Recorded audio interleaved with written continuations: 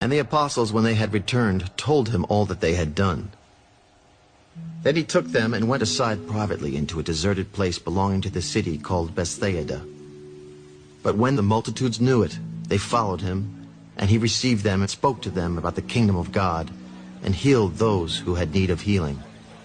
When the day began to wear away, the 12 came. Send the multitude away, that they may go into the surrounding towns and country, and lodge and get provisions, for we are in a deserted place here. You give them something to eat. We have no more than 5 loaves and 2 fish, unless we go and buy food for all these people. For there were about 5,000 men. Make them sit down in groups of 50. And they did so, and made them all sit down. Then he took the 5 loaves and the 2 fish, and looking up to heaven, he blessed and broke them, and gave them to the disciples to set before the multitude. So they all ate and were filled, and 12 baskets of the leftover fragments were taken up by them.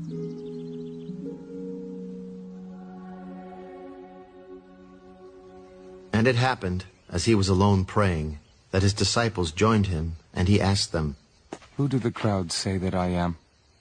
John the Baptist, but some say Elijah, and others say that one of the old prophets has risen again.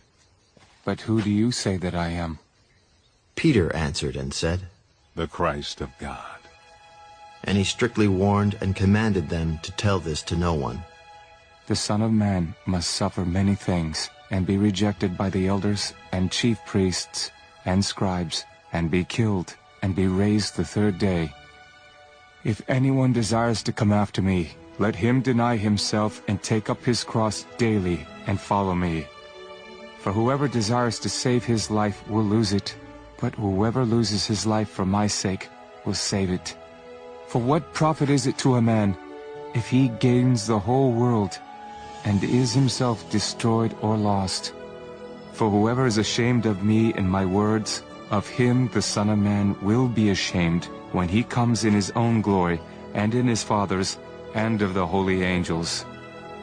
But I tell you truly, there are some standing here who shall not taste death till they see the kingdom of God.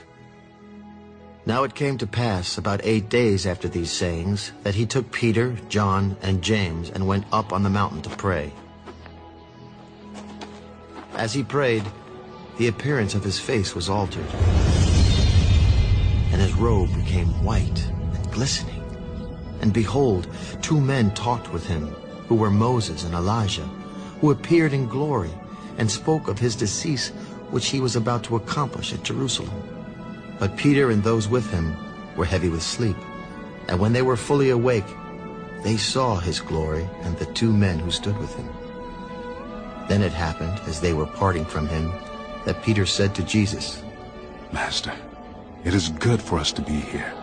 And let us make 3 tabernacles, one for you, one for Moses, and one for Elijah. Not knowing what he said, while he was saying this, a cloud came and overshadowed them.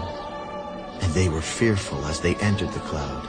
And a voice came out of the cloud. This is my beloved Son. Hear him.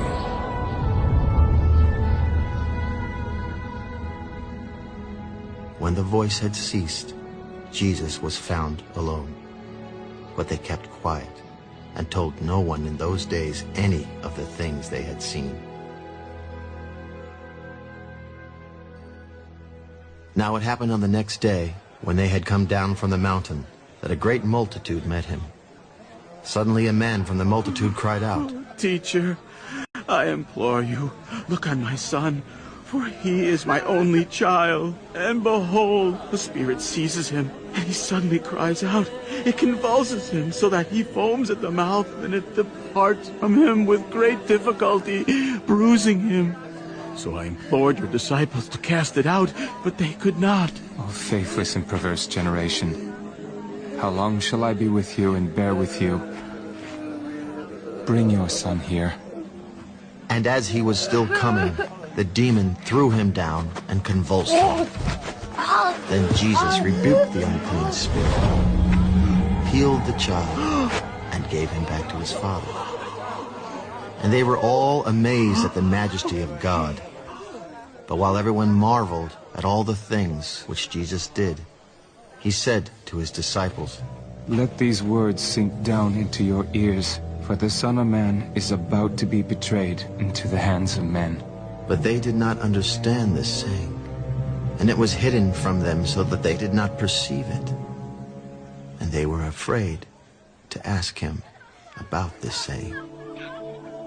Then a dispute arose among them as to which of them would be greatest. And Jesus, perceiving the thought of their heart, took a little child and set him by him, and said to them, Whoever receives this little child in my name receives me, and whoever receives me receives him who sent me. For he who is least among you all will be great. Master, we saw someone casting out demons in your name, and we forbade him because he does not follow with us. Do not forbid him, for he who is not against us is on our side. Now it came to pass, when the time had come for him to be received up, that he steadfastly set his face to go to Jerusalem, and sent messengers before his face. And as they went, they entered a village of the Samaritans to prepare for him. But they did not receive him, because his face was set for the journey to Jerusalem. And when his disciples James and John saw this, they said, Lord, do you want us to command fire to come down from heaven and consume them, just as Elijah did? But he turned and rebuked them. You do not know what manner of spirit you are of. For the Son of Man did not come to destroy men's lives, but to save them. And they went to another village. Now it happened as they journeyed on the road that someone said to him, Lord, I will follow you wherever you go. Foxes have holes, and birds of the air have nests, but the Son of Man has nowhere to lay his head. Then he said to another, Follow me. Lord, let me first go and bury my father. Let the dead bury their own dead, but you go and preach the kingdom of God. Lord, I will follow you, but let me first go and bid them farewell who are at my house. No one, having put his hand to the plow and looking back, is fit for the kingdom of God.